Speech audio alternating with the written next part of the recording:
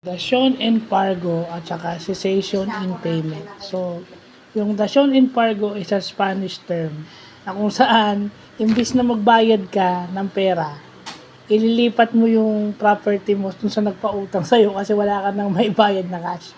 So, yun yung dasyon embargo. So, pag sinabi mo namang cessation in payment, yun yung hindi ka na makapagbayad kasi insolvent ka na. So, ibig sabihin yung insolvency is hindi ka na makapagbayad ng wala ka ng cash to be able to play your short-term obligations. So, kumbaga, luging-lugi ka na. Di ba? Yung sa cessation in payment, pumapasok doon yung insolvency nung umuutang o yung debtor. So, syempre, pag pumasok yung cessation in payment, hindi ka na makapagbayad ng cash, anong eco-collateral para babayaran yung utang? Yung property mo. Yung property mo, pwede ibenta yun ng creditor para pabayaran yung utang mo. Kanila na yun. Kasi inilipat mo na sa kanila. So, yung dasyon embargo.